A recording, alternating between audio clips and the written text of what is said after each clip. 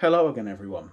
This is a video I don't expect anyone to watch, but it's for me just to record my collection when I brought stuff, if I ever sell it, to show that I had it. But it's tickets part two, essentially. I've done my football tickets, mentioned a couple of concert tickets.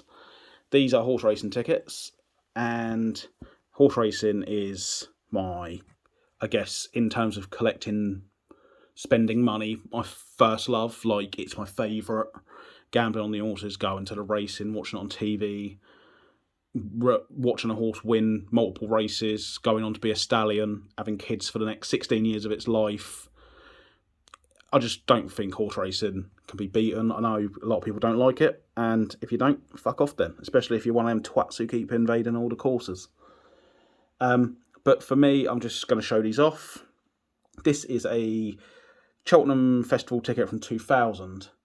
The two interesting points on this ticket was Isterbrack won his third champion hurdle, probably the greatest modern, some would say, ever champion hurdler. Great ticket to have, historic. Aidan O'Brien, the flat trainer, actually trained him for this as well. He probably would have won a fourth in 2001, but it was cancelled for foot and mouth. The other cool part of this ticket is Best Mate was second in the Supreme Novice Hurdle. Best Mate would later go on to win 3 Gold Cups, something that hadn't been done for, might have been the 70s and then before that the 20s maybe. But even so, you don't win 3 Gold Cups. Most horses win a Gold Cup and never come back. Some have come back for 2. You don't win 3 Gold Cups. People would argue you beat bad horses, but still, get an horse to do it. You could try 50 years and wouldn't ever find one.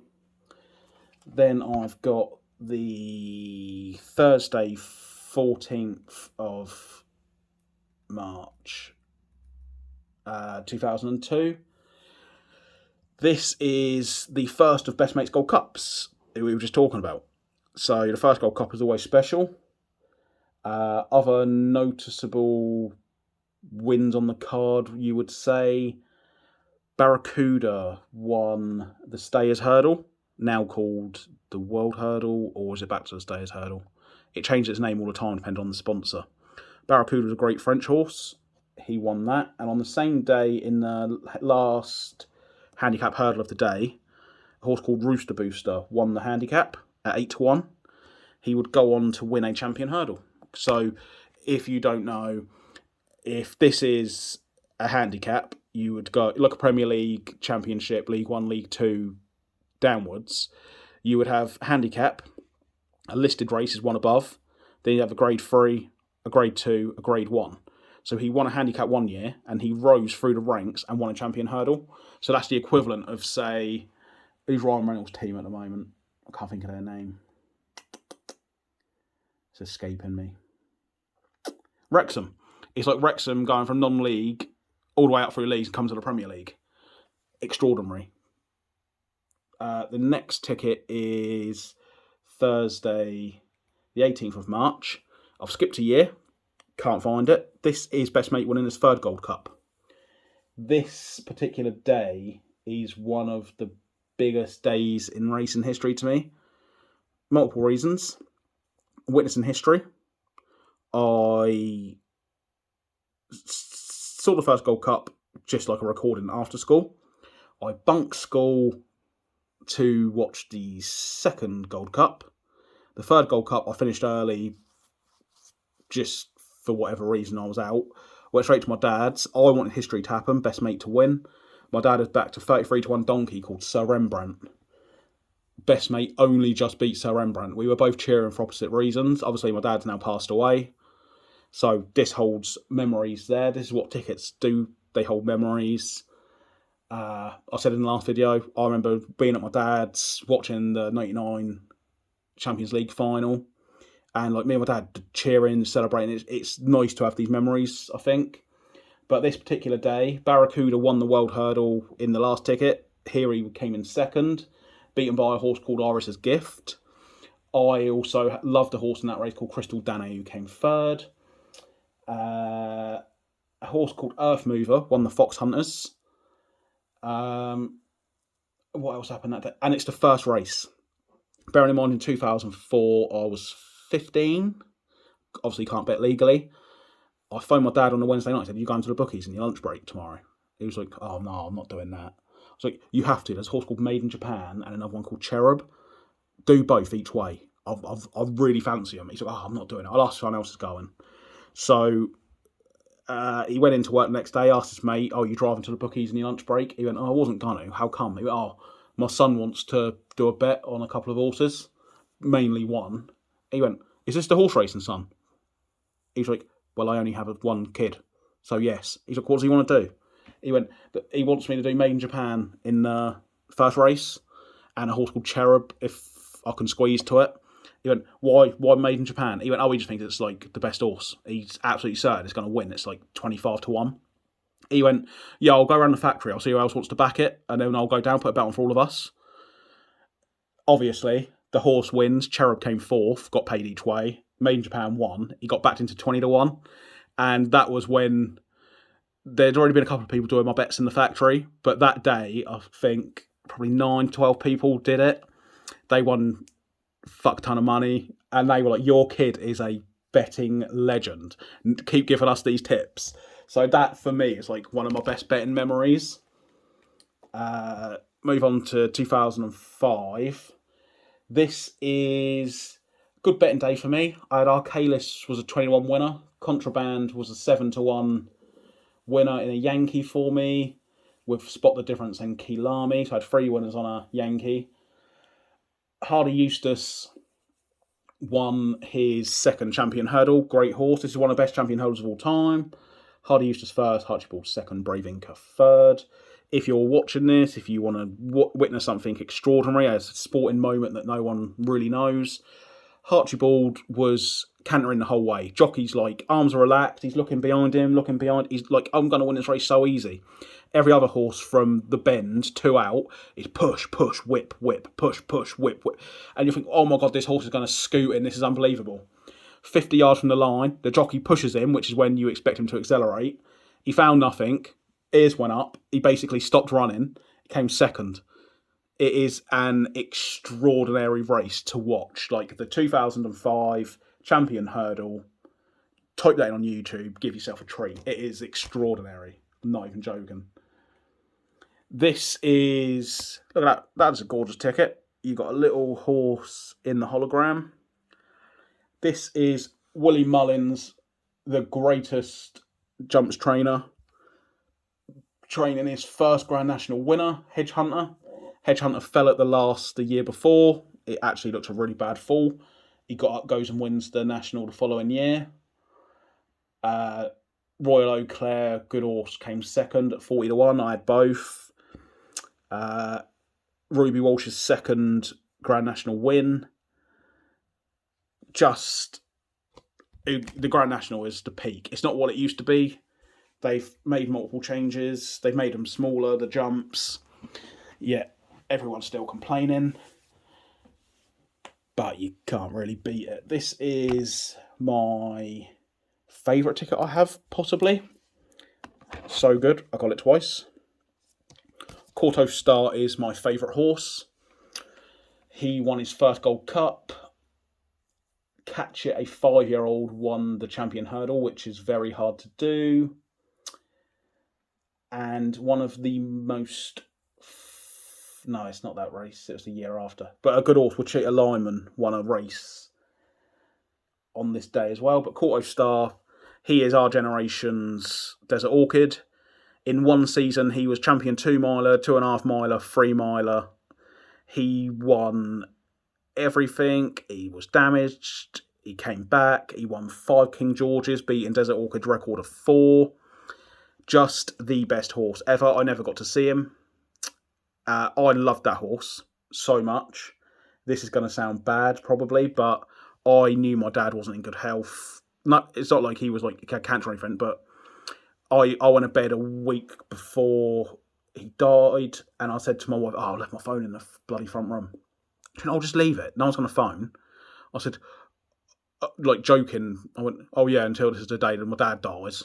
And she went, "Oh, shut up, you always say that." And it's like, because I always knew.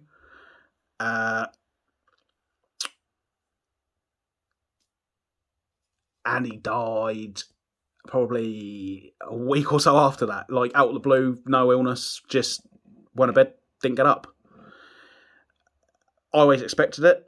When Quarto Star broke a leg in a field when he was retired, and I saw it at work, I couldn't do nothing. I was beside myself. I didn't work for the rest of the day. I was just like, I cannot believe Quarto Star had gone.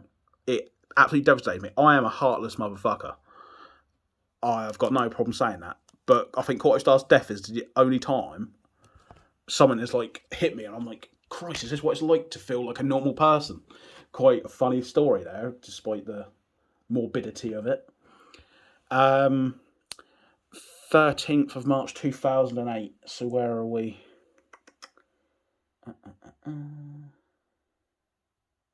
This will be Masterminded. Was a 5-year-old. He was in the Champion Chase, 4 horses, all short price. It was a performance of the ages. It made him the highest rated chaser in the country, the highest rated horse in the country, in the 180s. It was simply poetry in motion. Back to the World Hurdle, where we said earlier about Barracuda and Iris's Gift. This was won by English Drever, or Ingles Drever, depending how you pronounce it. He won 3 of them. He was a little legend. But the funny thing about this day, the Wednesday was cancelled due to high winds and heavy rain. Like, all of the beer tents and stuff were just blowing up 20 feet in the air. So on this particular day, instead of having your standard 6 or 7 races, there were, I think it was a 10-race day. So they split, they'd like say 4 extra on the Thursday, 3 extra on the Friday or something. So also on this day, just squeezed in were multiple other races. A famous one was Mr. McGoldrick winning at 66-1. And in the bumper, which is like a flat race for jump bred horses, I had Cousin Vinny win at 12-1. So that was just a funny day. It was like, imagine buying a ticket for that day and you get like 4 or 5 extra races. Value for money or what? This is 13th of March 2009. This is a historic ticket to me. Quarto Star won the Gold Cup 2007. In 2008, his stablemate, literally they were next door to each other in the stables. Denman destroyed him. I haven't found the Denman ticket of 2008 yet. It's one that I'm chasing. On that performance, you're thinking, well, Quarto Star can never beat him. They were known as the Tank and the Ferrari. Denman, big brute of a horse, probably near 550, 600 kilos, classic British chasing type. Quarto Star, he'd won at 2 miles. He was slim, nimble, smaller, faster, so hence Tank v Ferrari. Quarto Star roared back to his brilliant best. He defeated Denman. Denman beat him the previous year by 7 lengths. Quarto Star then beat Denman by 13 lengths. So there was like a 20-length improvement. Extraordinary. And it's the only time a horse has, in history, the only time a horse has won the Gold Cup, lost it, and regained it. It was never done before, and it's never been done after. Quarto Star was simply the best horse ever. I had Yankee that day, where I had Zanar, Weapons Amnesty, and Quarto Star in it. My 4th horse let me down. It was a bad betting week. The joy of Quarto Star made up for the week. I think I only had 1 winner all week, so I was hundreds of pounds down. I'm in the bookies. Last race, I think I don't know if it was 17 or 21 pound on me. And there was a horse called Oakrick. I was like, I'm not backing the favourite at 3-4-1. I'm not backing a donkey at 20-1. I'm going to just pick a horse near the top who I kind of fancy. I'm not saying like I thought it was going to win, but I was like, should be top 3.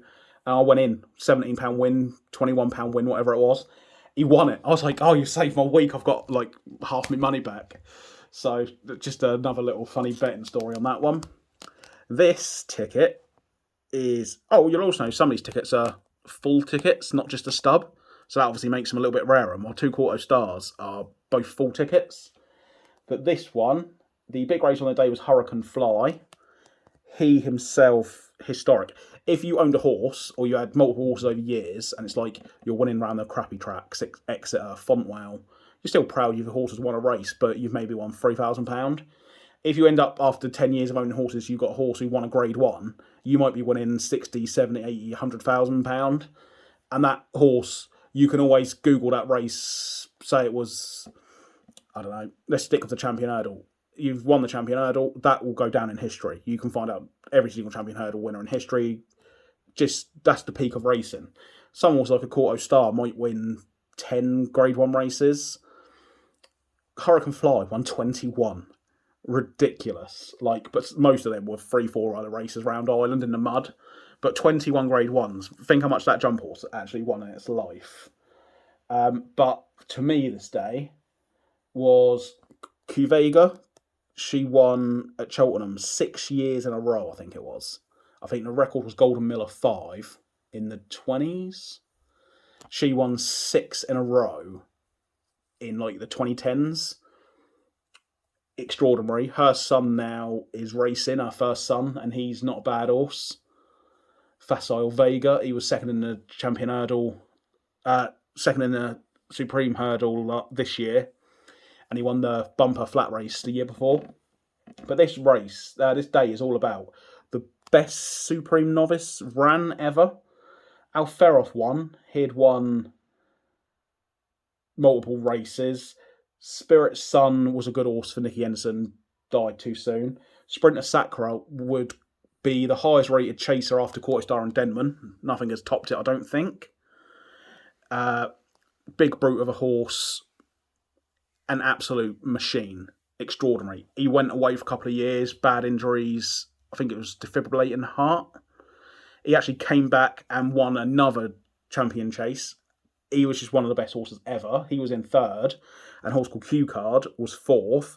He again won multiple Grade 1 races. That race there had literally champions littered throughout it.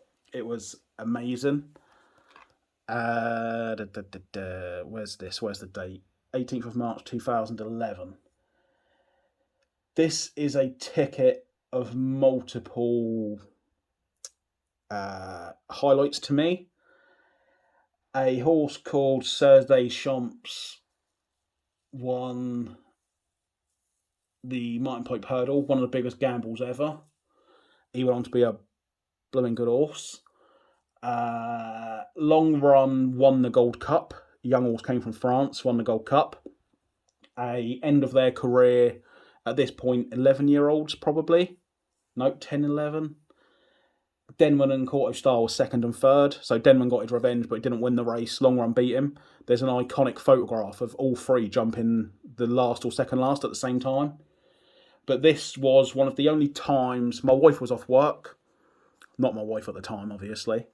But my wife was off work. My dad was off work because it was a Friday, finished at 12:30. And not only did I have a bet where I had Zarkandar, Bobsworth, Long Run, about 6-7 to 1, 2 to 1, 3-4 to 1 in a win treble. There was also a race, it might have been a county hurdle. Whatever. I backed Ruby Walsh on an Irish horse called Final Approach. Them two backed a horse called Get Me Out of Here with Tony McCoy. They were first and second, going to the line, photo finish. Guess who had the winner? That's right, me, King Gambler. So quite a cool little ticket there. This one is 2013. Why have I got this ticket? Bobsworth, who won the previous ticket I showed, won the Gold Cup. So it was cool to see that. Serge Champs, who won the hurdle, was second there. And Long Run, who won the Gold Cup, was third. So those two tickets link in. 2011, 2013. So over the course of 2 years, those horses continued to be great horses. Al O'Connor won the Triumph Hurdle in spectacular fashion. He would probably only have 1 or 2 more races in his life. Tragically died early. But this ticket, this is the reason I have it. There's one race, the Fox Hunters. It's amateur jockeys racing over the Gold Cup trip. And my wife, she's had unbelievable luck in the race. She's had 33 to 1 winner, 66 to 1 second, 100 to 1 second, 200 to 1 second. But this day, she always backs horses with Oscar in. think it might have been Oscar Elite or Oscar something. Had a female amateur jockey on. It was jump the last, miles clear. It's on the run-in, probably 40 yards from the line. The horse jinked. It's all like a cameraman or something. Jinked. She fell off when clear and guaranteed to win. The favourite came through and won. So that's like my wife's best race, and unbelievably, she didn't win it that year. That same race this year, I had the winner. I backed it on Betfair. For those of you who don't know, say you do a horse in the Grand National at 20-1 in Ladbrokes. Online, you might get 24, 28, 31, 35 to 1. You just get better prices because you're taking bets from other people.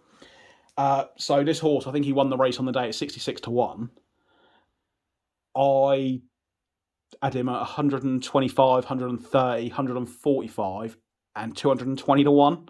So paid for my year, basically. Like, it was a great result for me. This is a ticket purely and simply. I entered a competition on attheraces.com.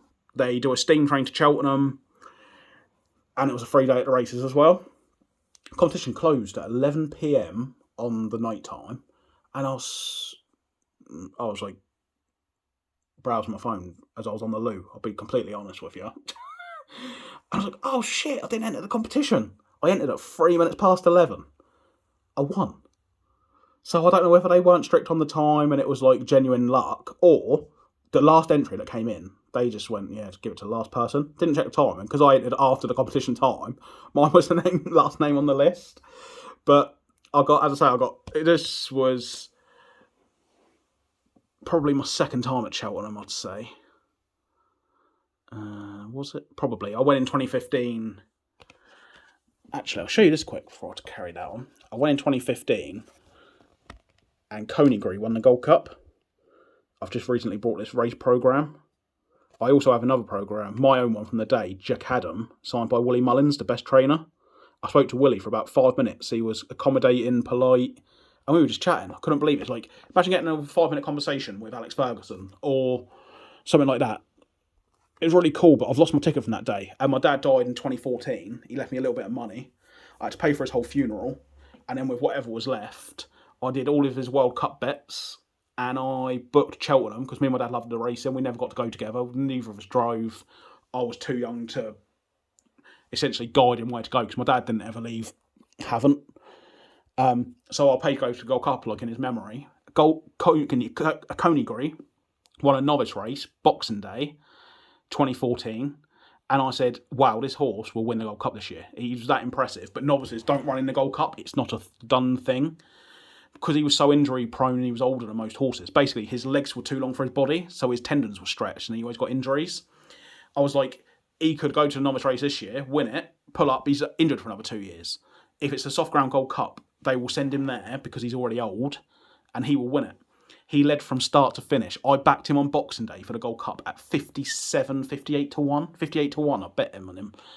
And he won on that day. So imagine he won the race at 8 to 1. I was on him at 58 to 1. Ridiculous. But then I didn't go back to Cheltenham until I won this competition, fluked it. And this is another interesting story.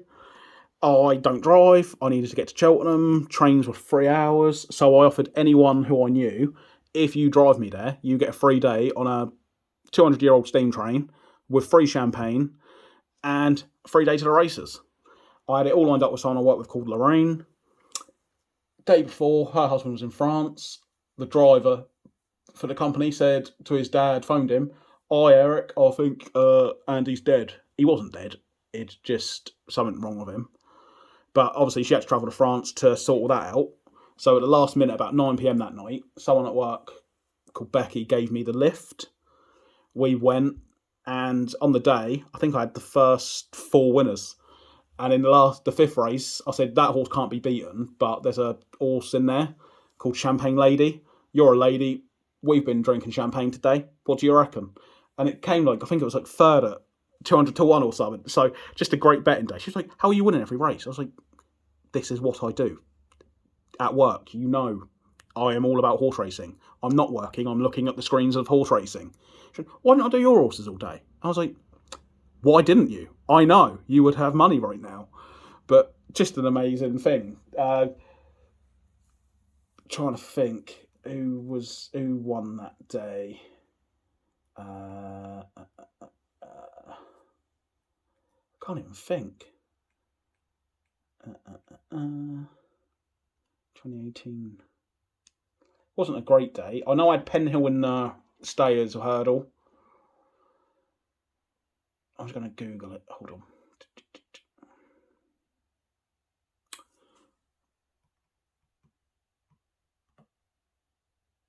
Oh, yeah. I had Shattered Love in the first race. I had Delta Work in the second race. Delta Work would go on to win a Gold Cup. Belco de Flow in the third race. Penhill in the fourth race. I said to her, the fifth race, I said, Storyteller will win this, but he's 5-1 and I won't do it. She did Splash of Ginger because her brother's a ginger. He came second at 25-1. Then Lorena was unbeatable, and Champagne Lady came in at 80-1 third. We backed it at 200-1. So that's just another great day. And also, because I actually went, obviously I've got that's for the club enclosure. There's Best Mate is the cheap enclosure. Tatterstalls is the second expensive, and then Club is the most expensive. That gets you everywhere, and all the backstage places like the Bentleys, diamond shops. It's mad that you go to the race and you can buy diamonds and Rolexes. That's how posh Cheltenham is. But I had both of these, obviously, for 2015 when I went, and I've lost them. I can't find them. And obviously that was one of my best bets ever, in memory of my dad, and his money paid for it. And I'm absolutely gutted I can't find my ticket. So I'm trying to find someone else's ticket on eBay, but it's just not appearing. This is one that I was going to try getting graded, so that's why this says that. It's the... Oh, actually, we'll leave that a minute. We'll go to that one first. 2019 Gold Cup. This one, I went with my mum. I paid for my mum. I said, you're not getting a birthday present, you're not getting a Christmas present. My mum hates horses. Like, go to a farm. She don't want to be near them. But she's always wanted to feel the feel of them running past. And I said, you wouldn't believe how far they jump. I don't think people realise the average jump is probably around 4.5 foot tall to 5 foot tall. Horses take off one end, they land the other end. I don't think people realise they take off about 20, 25 foot away from the fence. They clear it and land about 20 foot the other side. A horse's jump is about 45 foot long. Until you've watched it in real life and not just watched it on TV, you don't realise. Like, that is essentially, if you're an average British home, it's like jumping from, in my house, it's like jumping from my wall there, clearing the front room, out the window and landing past my front garden. That is how extraordinary it is. And she's always wanted to see it. So I took her, and my brother always comes with me. But I ordered super early the year before. So 2018, I went and I said, I'm definitely doing this again next year. The Friday finished. The Saturday morning, I went to my mum's. My brother was there. I said, do you want to go next year? Yep. Mum, do you want to come? I've won so much money this week. I'll pay. She went, oh, if you're sure. I ordered it 9:15 that morning. So I'm ticket number 44, and it's in my name. I couldn't believe that they sent me ticket number 44, and even the enclosure tag, they don't match them, but look, it's 189. My other one was 12,563. This one was 17,552. So I was super early. I was one of the first ones to book that year. PSA grade golf ones are these. I don't know if they're grade to horse racing ones, because it does say this does not grant you access, but you do need it to get to different enclosures. But this day was great for me again. If you think I spent all that money pretty much a year to the day before to take them both. I had a horse called Pentland Hills in the first race. My mum and brother were like, oh, what do you fancy today? I said, I fancy quite a lot today, but if I was doing one bet, I'd do Pentland Hills. My brother went, why? I said, he made his debut 2 weeks ago. Most impressive horse. I cannot believe it's Nico de Boinville, jockey of Coneygree. It's Nicky Henderson, the best British trainer. I cannot believe they've got an unbeaten horse in the first race. It'd usually be favourite. Because of a smart flat horse who went jumping, he was 25-1. I backed it after his first race 2 weeks earlier.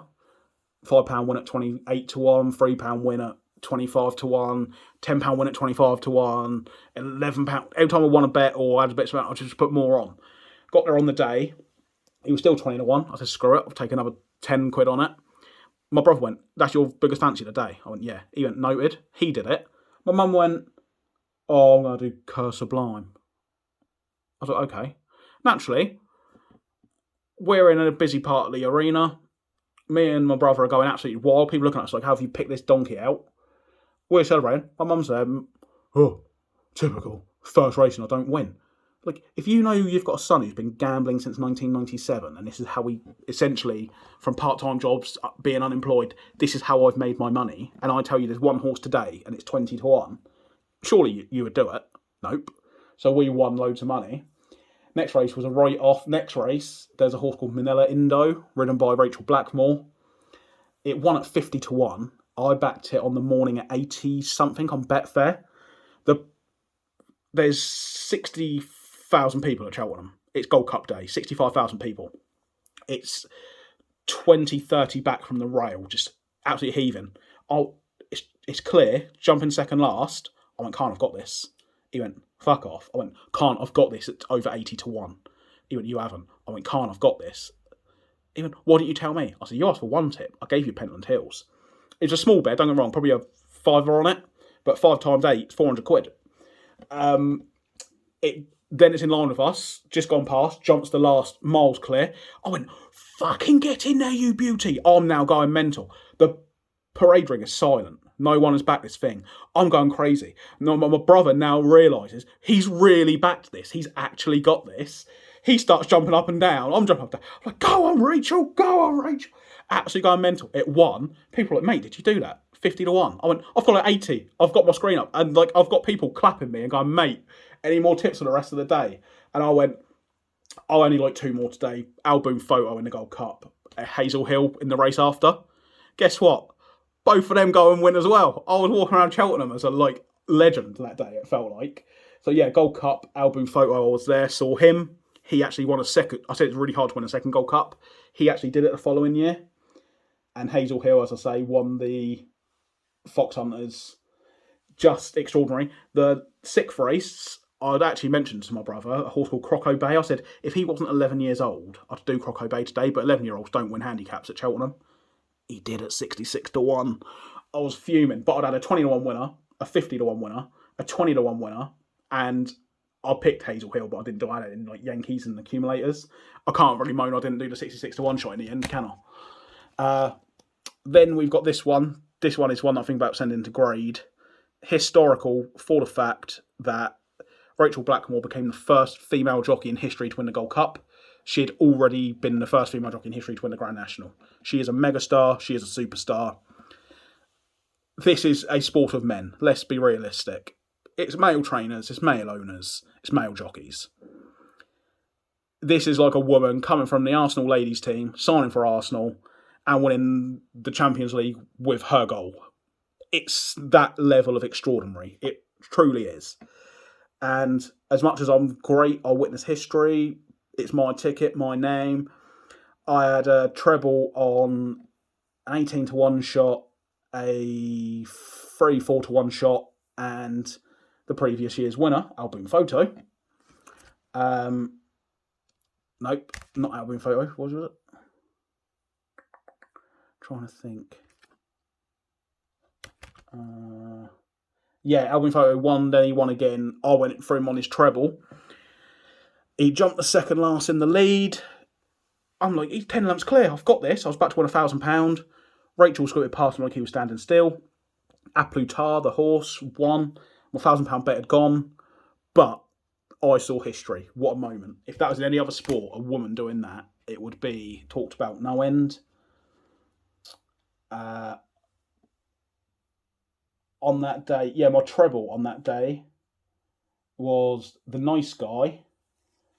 Oh, State Man, I backed to about 3-4-1 early because it was like an anti-post bet. So I had State Man, The Nice Guy, and Manila Indo at 7-1, and he came second. I was fuming. Got a couple of wins that day.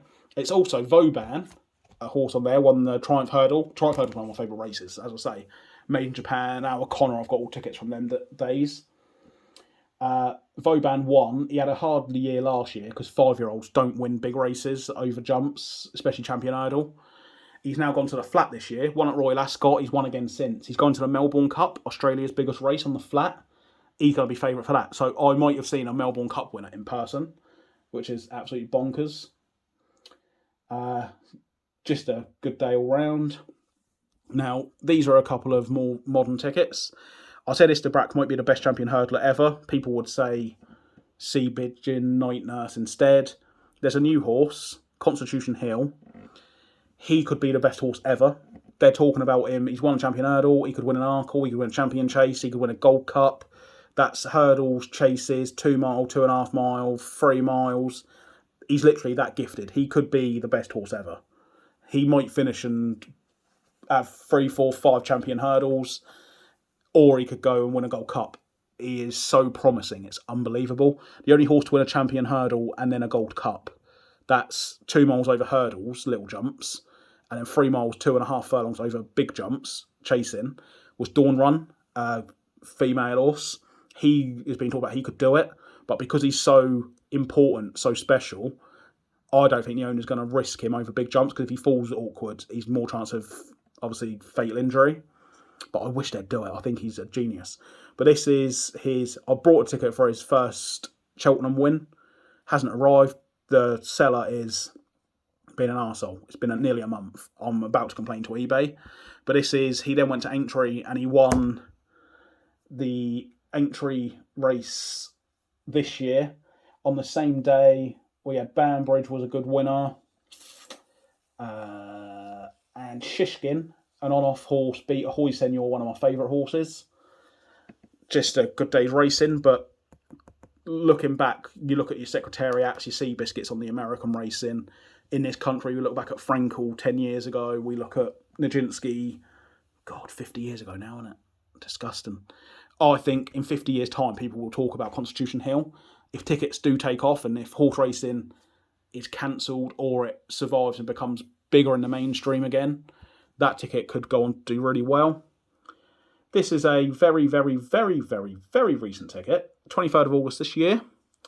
Frankie Dettori, the world's most famous jockey, is retiring at the end of the year, allegedly. He's come out this week and said, if I get a big enough offer somewhere, I'll carry on. So he's had a year of hyping himself up, and now it looks like he's going to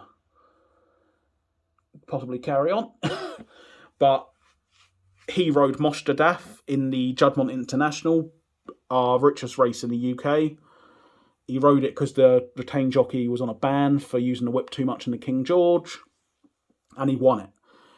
We've got end of September, end of October, a couple of grade ones left in this country. Let's say he's chinned on the line in a couple we don't ride in, or he's injured, suspended. This could go on to be possibly, I've took the punt, this could possibly be Frankie's last Group 1 in this country, and a hollow pattern. So, cool little ticket. That's actually the race card from the day. £9 for both. I mean, come on. Stupid, isn't it? Why wouldn't you buy that if you're a horse racing fan? These tickets are Royal Ascot on the flat. Flat racing isn't as big a deal to me. I do like it, I do watch it, but how can we put it politely? It's boring, and it's not very good for betting. There's a 6-4 favourite, it's probably going to win if it's running 55 seconds in a straight line. Cheltenham, oh yeah, the favourite's good, but he's got 24 jumps to jump over, and it's mud.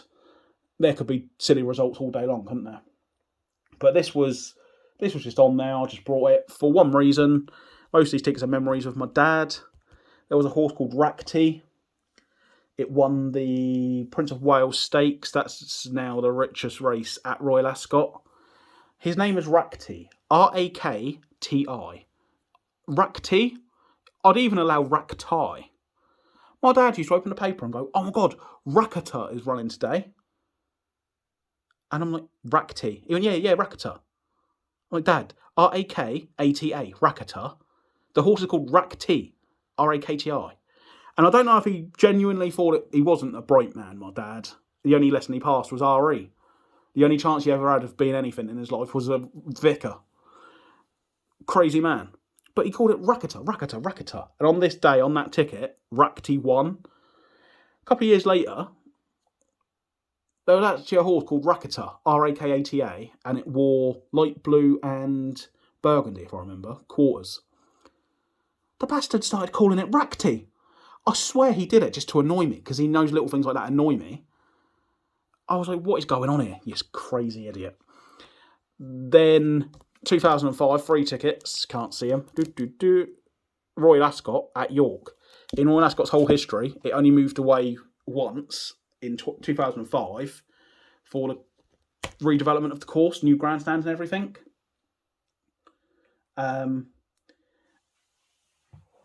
It's historic just for those reasons, but on those days, you had Western or a French horse winning the Gold Cup. That's, people say it's the best race of the week. I hate it. I don't want to see flat horses run 2.5 miles. On the Friday, Maze Causeway, Karen's Caper were first and second, and I had Vague at 50-1 in the sprint for 2-year-olds. And on this Saturday, at the time, 2005, I was still at school taking my exams. My biggest bet ever at the time, I think I did £15 win on it. He came from Hong Kong, and Cape of Good Hope won it at 6-1. I think I backed it at 10-1, so it's 150 quid. My dad, I was like, put 20 quid on it for me, Dad. There's the money. So I'll do 15. I'm not letting you gamble that much. Even though he went and done probably 50 quid that day. Outrageous. This is, to me, Japanese horses are the best breed in the world, followed by German, followed by ours. I've always backed Japanese horses. El Condor Pasa in the 99 arc. Tap Dance City in another arc. God, when was that? 2001, 2004? Don't know. Orfevre, I could tell you an Orfevre story, but I've got Orfevre tickets coming. These are just 2 Deep Impact tickets I have. This is him winning the... Oh, actually, is it? I'm pretty sure. Yeah, I think this is him winning the Derby. The Japanese Derby. He won the Triple Crown. So our last Triple Crown winner was Nijinsky. Guineas Derby, St. Leger. He won the Japanese Guineas, Japanese Derby, Japanese Leger. He was the greatest horse in Japan's history. He was a stallion for multiple years. He's had classic winners in this country. He's now sadly died. He died the same year as Galileo, our best stallion. It was a sad year, that was. Both been dead a couple of years now. This is him winning the St. Leger. I've got the Derby and then the Triple Crown ticket. I've got more Deep Impact stuff incoming. And then these aren't tickets. Well, this is a ticket. These aren't. This is just a random day. It was £6 for the pair. I said, oh, you take £3 for this one? She took £3 and sent both. But this day in 2015, this is a ticket that I'm really, really, really hunting down. It's the day that Annie Power fell at Cheltenham in the mares. She was clear, gonna win so easy you wouldn't believe it. It was heartbreaking that then it appears there was a shadow. You got the hurdle facing that way, the sun's over here, and it cast a shadow. It looked like instead of jumping off at the hurdle, she jumped off like 20 feet early and tried to jump the shadow. She fell. It looked like she'd died. It was a brutal fall, landed on her neck. That fall cost me about £1,500, £2,000. Willie Mullins, the best trainer. He had Duvan in the first. He had Undersow in the second. He had Forheen in the champion hurdle. Forheen actually led home a 1-2-3 for Mullins. It was Forheen first, Arctic Fire second, Hurricane Fly third. The horse who won it before, like I was talking about, 21 Grade 1 wins. Annie Power, she won everyone in the country. Like Frankie Dettori's famous Magnificent Seven, everybody had those horses on an accumulator. Doubles, trebles, singles. And she fell. And it was a gasp and then silence. Obviously, Willie Mullins is the best trainer in the world. He still had the winner in Glenn's Melody. But that horse falling cost me just under £2,000. I then met, this is Coney year, I said to my wife, well, there's Willie Mullins by the best mate statue. She went, go and speak to him. So that's when I went up and spoke to him. First question I asked was, how's Annie? And he was like, oh, she's fine, she's grand. You wouldn't know anything. I was like, oh my God, I was so worried. I said, oh, did your accumulate? He said, yeah, everyone keeps telling me I had an accumulator named after me. It's going to go down in history. I think that her fall saved the bookies about 50, 60 million pound, they reckon. I was like, God, extraordinary. He went, didn't cost me nothing, to be fair. I still had the winner. But he said, luckily I don't bet, so I didn't lose nothing. And I was talking to him about Jack Adam, who was about to run in the Gold Cup. I said, I've backed Coney I'm afraid. But I said, there's a story about it with my dad, and I'm on it at 58-1. He was like, oh my God, how did you do that? And then I got him to sign the race card. I've got it upstairs. Like, he signed Jack Adam, his horse in the race. He came second. And then the Arc is the best flat race in the world. I won't hear nothing of it. Japan were obsessed with winning it. Condor Passer was second, or Fevre was second twice. They've sent over Maurice, Goldship, Kizuna, multiple horses. They're obsessed with winning it, and they never have. I said Japanese horses are my favourite breed of racehorse. This ticket got you into the 1st and the 2nd of October, so there's 4 races on the Arc meeting the day before. Cirrus des Aigles was beat on the Saturday. On the Sunday, Casbar Bliss, French horse, won the big long distance race. Tangerine Trees, a British horse, won the Prix de l'Abbé. I had that. Dream Ahead was a horse who me and my wife did, like, we knew of. 2010 was when we got married, and we were on our honeymoon, and it won a big 2-year-old race in the UK by about 6-8 lengths. It was extraordinary. And she said, oh, it's in pink. I love that horse. That's my horse. I'll follow that from now on. So we always did. It went on to win the 7 furlong race, the Prix Forêt. And then German horse, soft ground, really good season. Everyone else went, German horse. What's German for? What earth? German form worth. I backed Dame Dream at 33, 40 to 1, like both 33 and 40 to 1. She romped in. So I cannot find any Arc tickets apart from this one. I've gone eBay France, obviously eBay UK, eBay worldwide. People start putting Arc tickets on. If I could get every Arc ticket of the last 20 years, that would be what I want, but you just can't find them anywhere. But that is, it's got a cool little embossed horse at the bottom as well. But that is my horse racing collection. I don't know if this video is going to fit on eBay. The last time I did a long video like this, it wouldn't go up, but we'll try. But I've got more tickets coming. I've basically cleared out eBay UK. But, oh, actually, hold on there. I got this through the post a couple of days ago. I've got one more. Not the kettle. This is the 2007 Grand National. I think that horse in front is Asian Maze or Ruby Walsh. Could well be. But that is the... I got 2 race cards with it as well. My cousin's dad said to me the week before the race, is the actual race here. Can we see? Hedge Hunter was back. Lammy fell, broke the jockey's neck at the first. Moncoston was a great horse. Number 6 Valverde had won a Grand National. Royal Eau Claire was second to Hedge Hunter. Some good old horses. My mum's boyfriend was called Simon, so he backed the horse called Simon. Dundera was a Cheltenham gamble. Slim Pickens placed in the races in the Grand National. Libertine had won a Fox Hunter and the Triumph Hurdle at Cheltenham. Filson Run was an old horse. I fancied him. I think he came 4th at 150 to 1. But my cousin's dad said to me a week out, who do you fancy in the National at the weekend? I said, oh, Silver Birch and McKelvey. He went, oh, I was expecting you to get the race out and have a look through. I went, oh no, I've already backed him a week ago.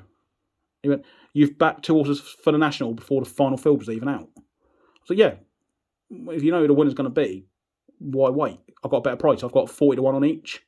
He went, oh, I remember that. He did both of them. They came 1st and 2nd in a photo finish.